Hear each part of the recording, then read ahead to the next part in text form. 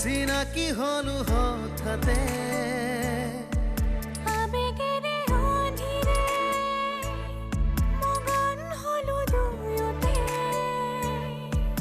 লাহে লাহে বয় উলাহৰে নৈ জীৱন এটি হয় আঘাতৰে ৰং বুকু ভেদি যায় সোঁৱৰণি হেৰুৱাই আহিলা আবেলি মৰহা শেৱালি অতীতক সুঁৱৰি লিখি যাম কাহিনী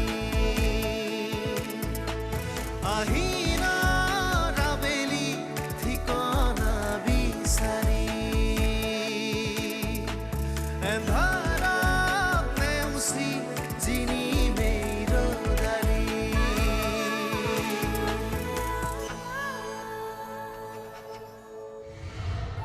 মোৰ ছোৱালীজনীৰ ভৱিষ্যতটো কি হ'ব পাৰে সেইবোৰ কথা পাতি থকাৰ মোৰ একেবাৰে ইচ্ছা নাই সকলো মই ভগৱানৰ ওপৰতে এৰি দিছোঁ তাৰ ৰাজনীতি কৰিব পৰা ব্যক্তিত্ব মই একোৱেই দেখা পোৱা নাই ব্যক্তিত্ব সময়ে গঢ় দিব ৰাজনীতিৰ লগত জড়িত হৈ থাকিলে বহু কথাই শিকিব পাৰিব আপুনি মোক এনেকৈ কথা নক'ব নহ'লে কিন্তু কথা বেয়া হৈ যাব ইলেকশ্যনলৈ আৰু বেছি দিন নাই যিমান টকা পইচা খাবলগীয়া আছে খাই লওক মই পাছত ভালকৈ হিচাপ লওঁ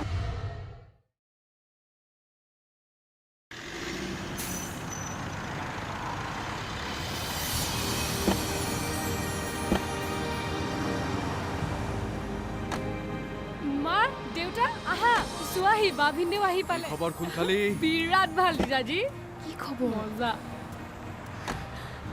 নীৰৱ আহি পালা হয় মা আহা আহা বল কাপোৰযোৰ কেতিয়া লৈছোঁ বৰ ভাল লাগিছে বিয়াত উঠিছিলে মোৰ কাৰণে গিফ্টটো আনিছ পাকলি অতিথি দেউতাকৰ সকলোবোৰ মাটি বাৰী ব্ৰহ্মপুত্ৰৰ বুকুতেই জাহ গৈছিল কেৱল থাকিবলৈ ভেটিটোহে আছিল শেষত অভাৱত পৰি খুৰাই য'তেই যি পাৰে কাম বন কৰি পৰিয়ালটো চলাবলৈ চেষ্টা কৰিছিল ইফালে ঘৰৰ কাষতে সেইটো আই বি আৰু আই বিটোলৈ যেতিয়া কোনোবা বিষয়ববীয়া আহিছিল আই বিটো চাফ চিকুণ কৰিবৰ কাৰণে চকীদাৰজনে প্ৰকাশ খৰাক মাতি পঠাইছিল আৰু সেই হিচাপে প্ৰকাশ খৰাই আই বিটো চাফ চিকুণ কৰি আছিল তাৰ বিনিময়ত দুপইচামান পাইছিলে আৰু তেনেকৈ ঠিকেই চলি আছিল এদিন হঠাৎ আই বিটোলৈ আলহী আহি ওলোৱাত প্ৰকাশ খৰা যাব নোৱাৰাত ডাঙৰ ছোৱালী অতিথিক আই বিটো চাফ চিকুণ কৰিবলৈ পঠাই দিছিল আৰু সেইদিনাই তাইৰ লগত সেই ঘটনাটো ঘটিছিল তেতিয়া তাইৰ বয়স 11-12 বছৰমান হ'ব আচ্ছা যুগল দা তাইৰ লগত এই কাম কোনে কৰিলে তই কিবা জান নেকি যিহেতু আই বিটো চৰকাৰী গতিকে পুৰণা ৰেকৰ্ড পাতিবোৰ খুলিলে নিশ্চয় কিবা নহয় কিবা ওলাব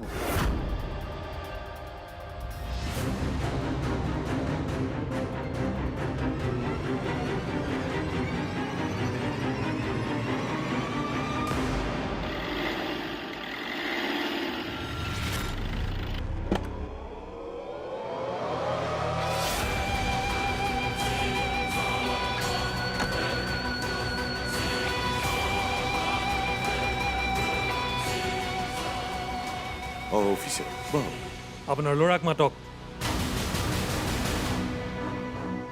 ৰাজক হয় সোনকালে মাতক প্লিজ কিন্তু যিমান সোনকালে মাতিব সিমানেই আমাৰ সকলোৰে সময় বাচিব কিন্তু মোৰ ল'ৰাক এনেকৈ বিচাৰিছে যে এনেকৈ বিচৰাৰ অৰ্থ মই আপোনাক অৰ্থ বুজাবলৈ অহা নাই মই আপোনাৰ ল'ৰাক ৱাৰ্ণ কৰিবলৈ আহিছোঁ ভদ্ৰতা কি বুজাই দিবলৈ আহিছোঁ প্লিজ কিন্তু মোৰ ল'ৰাই কি কৰিলে দেউতা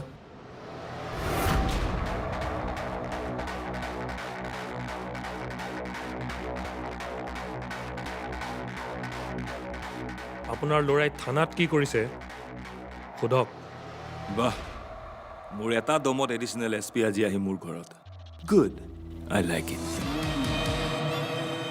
যি দেখিছোঁ আজিকালি দম নিদিলে একো কামেই নচলে ক'ত অপৰাধী ক'ত আই গিভ ইউ 24 hours 24 ঘণ্টাত মোক অপৰাধীক লাগিবই দেউতা কিয় কিয় প্ৰশাসনিক বিভাগটো ইমান দুৰ্বল কি কৰি কি আছে আপোনালোকে এতিয়ালৈকে জানে আপোনালোকে সকলো জানে কিন্তু আপোনালোকে একো নকয় সকলো বিক্ৰী হৈ গ'ল কিমানত বিক্ৰী হ'ল কওক সেই এমাউণ্ট মই আপোনাক দিওঁ এনেকৈ আৰু নহ'ব চিষ্টেম সলাব লাগিব অদৰকাৰী মানুহ কিছুমানক এই ছিষ্টেমৰ পৰা আউট কৰিব লাগিব তেতিয়াহে তহঁত অকাদত আহিবি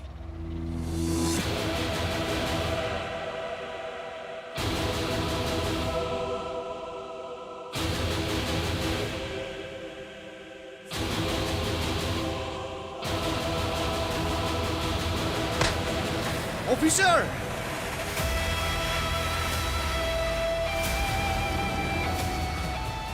মানুহক বাৰে বাৰে কওঁ মুখ এখন হ'ল বুলি যি টি বকি থাকিব নালাগে মগজটো গৰম হৈ যায় কণ্ট্ৰল নাথাকে নিজৰ ওপৰত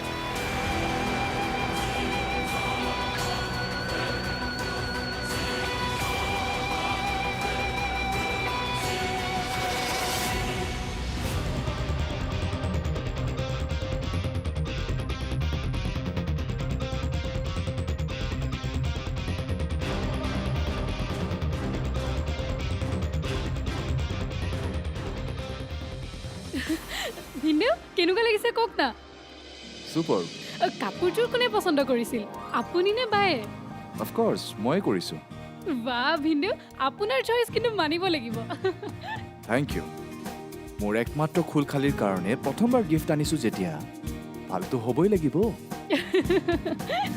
নীৰৱ মা তুমি নহ'লে দেউতাৰ লগত গৈ ওচৰৰ মানুহখিনিক এপাক মাত লগাই আহাগৈ যোৱা তেওঁলোকেও ভাল পাব হয় এই যাওকচোন তেতিয়াহ'লে জিজাজি আপুনি কথা পাতি আহক তাৰপিছত মোৰ আপোনাৰ লগত বহুত কথা পাতিবলগীয়া আছে অফক'ৰ্ছ পাতিবতো লাগিবই আহি আছোঁ অ'কে দেউতা ব'লা দেউতা ইয়াক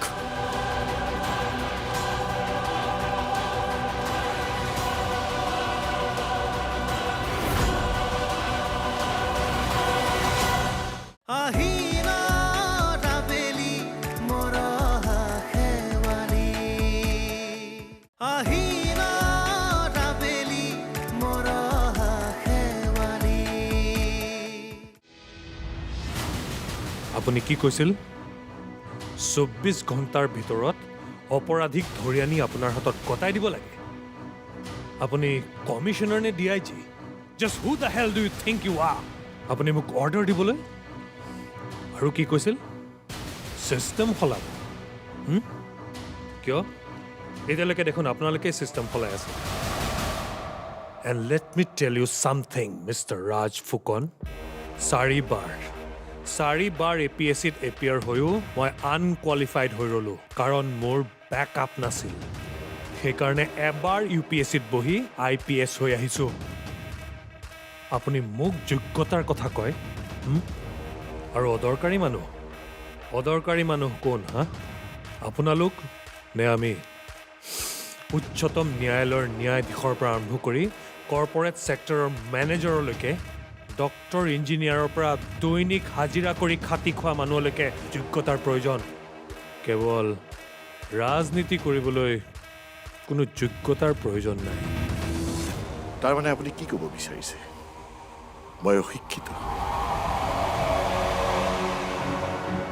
আপুনি হয়তো নাজানে যে মই JNUৰ পৰা ভাল ৰেংক লৈ মাষ্টাৰ ডিগ্ৰী কৰি আহিছোঁ আৰু ৰাজনীতি কৰাৰ আগতে ময়ো শিক্ষকতাই কৰিছিলোঁ তেনেহ'লে আপুনি কথাটো ভুলকৈ বুজিছে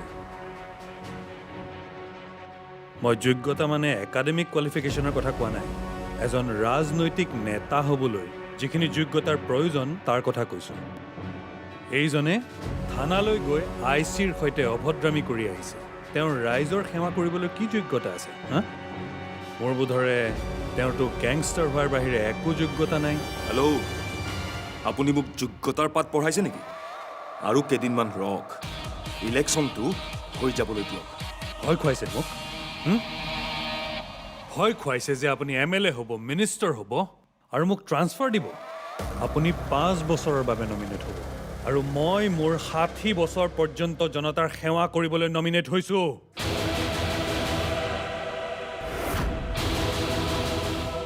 আপুনি 5 বছৰ শাসনলৈ আহি মোক যিমান ঘূৰাব মই মোৰ 60 বছৰ পৰ্যন্ত আপোনাক সিমানখিনিয়ে ঘূৰাম আপুনি কেৱল এটা পলিটিকেল পাৰ্টিৰ কথাহে কৈছে মই ভাৰতৰ সংবিধানৰ কথা কৈছোঁ।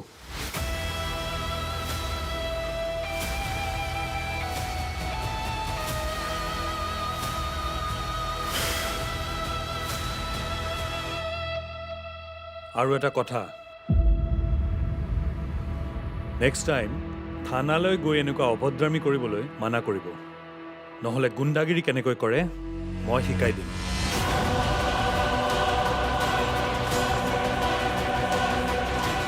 দেউতা ইয়াক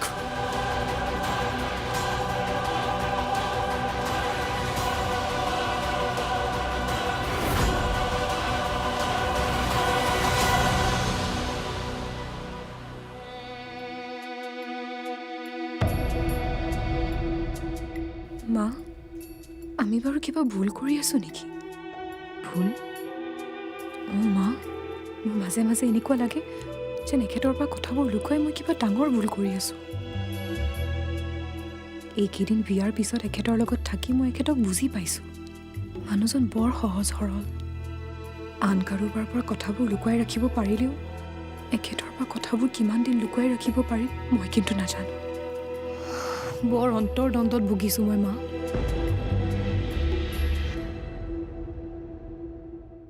এতিয়াতো নিমাত হৈ থকাৰ বাহিৰে আন একো উপায়ো নাই। মোৰ ভয় লাগে মা। ৰাজদাই কথাবোৰ কৈ নিদিয়েতো এখেতক। সময় যোৱাৰ লগে লগে সকলোবোৰ ঠিক হৈ যাব মাজনী। এখেতৰ ঘৰখনেও মোৰ বৰ খেয়াল ৰাখে। মই যে পদে পদে বিপদ এটাক সাৱটি লৈ সকলোৰে লগত হাঁহি মাতি আছোঁ। এনেকৈ আৰু নিজকে মই কিমান ঢাকি ৰাখিম মা? এনেকৈ জানো মই সুখত থাকিব পাৰিম? তেতিয়াহ'লে কি কৰিবি? কি কৰিবি? চিঞৰি চিঞৰি সকলোকে কথাবোৰ জনাই ফুৰিবি? হা? তেতিয়া কি সকলোৱে তোক সহজভাৱে ল'ব নে নীৰৱে তোক প্ৰয়োজনতকৈ বেছি বুজি পাব? চা মাজনী, এতিয়া তই তোৰ সকলো কাম নিৰ্ভয় কৰি যা। নিৰ্ভয়। কপালত কিবা এটা লিখি আহিছিলি, হৈ গ'ল আৰু। অতীতৰ কথা ভাবি ভাবি তই তোৰ ভৱিষ্যতটো নষ্ট নকৰিবি। আৰু মনত ৰাখিবি, তোৰ লগতে আমাৰ সকলোৰে জীৱনবোৰ জড়িত হৈ আছে। গতিকে সকলোৰে কথা মনত ৰাখি মনে মনে থাকি কথাবোৰ পাহৰিবলৈ চেষ্টা কৰ মাজনী। সি আমাৰ পিছে পিছে এনেকৈ কিয় লাগি আছে মা?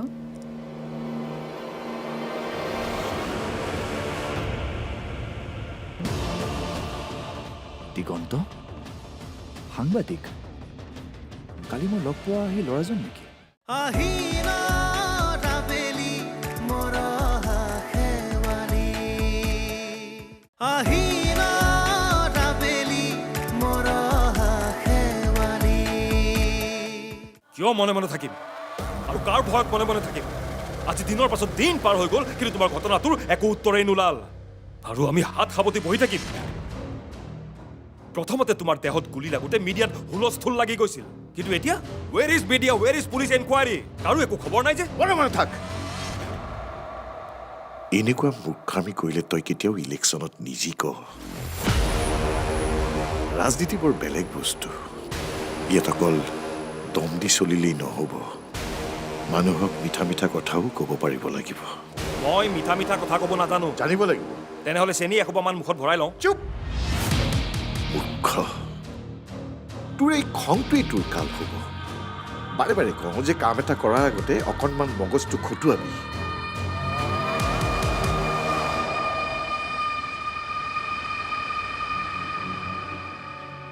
সন্ধিৰ বাহ বুদ্ধিৰে কাটিব লাগিব। তই থানালৈ যোৱাৰ আগতে মোক এবাৰ সুধিব লাগিছিল। এইখিনি সময়ত সকলোৰে লগত ভাল হৈ থকাটো খুবেই প্ৰয়োজন। এটা ভুলেই তোৰ কেৰিয়াৰ ধ্বংস কৰি দিব পাৰে। জনপ্ৰতিনিধি হোৱাটো ইমান সহজ কথা নহয়। তই ৰাইজৰ আস্থা জিনিব পাৰিব লাগিব। গুণ্ডাগিৰি কৰা মানুহ এজনক ৰাইজে কেতিয়াও জনপ্ৰতিনিধি হিচাপে নিৰ্বাচন নকৰে। IC এজনক দম দি আহিলেই সমস্যাবোৰৰ সমাধান হৈ নাযায়। সেই একেটা কাম বেলেগ ধৰণেও কৰিব পৰা গ'লহেঁতেন, যাতে সাপো মৰে আৰু লাঠিও নাভাঙে।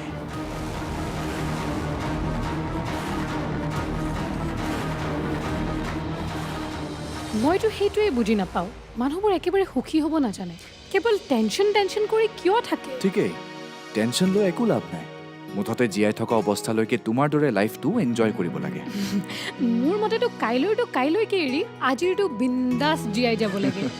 পিছে টেনশ্যন বুলি ক'লা যে, টেনশ্যন কাৰ? কাৰ হ'ব আৰু? মা, দেউতা আৰু বাৰ।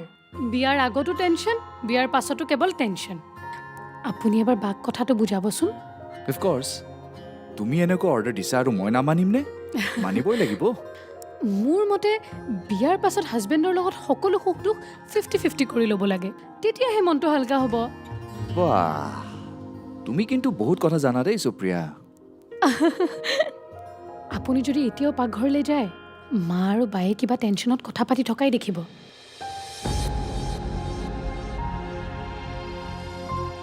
আচ্ছা, কেনেবাকৈ বিয়াখনত প্ৰয়োজনতকৈ বেছি ধাৰ হ'ল নেকি? হ'ব পাৰে, মোকতো একোৱেই নকয়। এক মিনিট, তোমাৰ মায়ে বাৰ লগত কি কথা পাতি আছে মনে মনে শুনি আহোঁ ৰ'বা। তাৰপিছত তুমি আৰু মই মিলি এই টেনশ্যনবোৰ একেলগে ছল্ভ কৰি দিম। বঢ়িয়া হ'ব।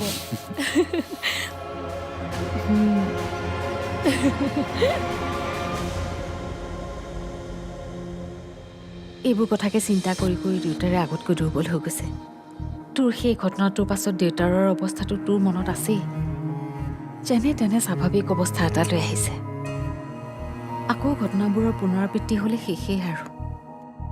মাইনীৰ জীৱনটোৰ কথাও ভাবচোন, তাইকোতো এদিন বিয়া দি উলিয়াই দিব লাগিব। তোৰ অতীতৰ কথাবোৰ ওলালে তাই কি হ'ব? আৰু এটা কথা, কোনো স্বামীয়ে এনেধৰণৰ কথা কেতিয়াও সহজভাৱে মানি নলয়।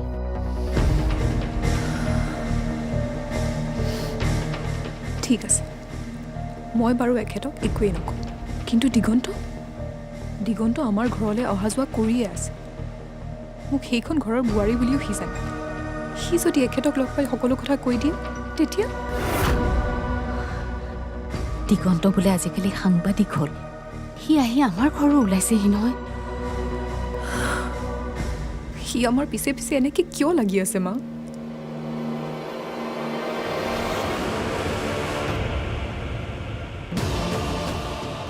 দিগন্ত সাংবাদিক? কালি মই লগ পোৱা সেই ল'ৰাজন নেকি? সেই ল'ৰাজনৰ লগত অদিতিৰ কি সম্পৰ্ক আছে? নিশ্চয় কিবা এটা ডাঙৰ ঘটনা আছে। অদিতিৰ টেনশ্যনৰ কাৰণ ডাঙৰেই মানে।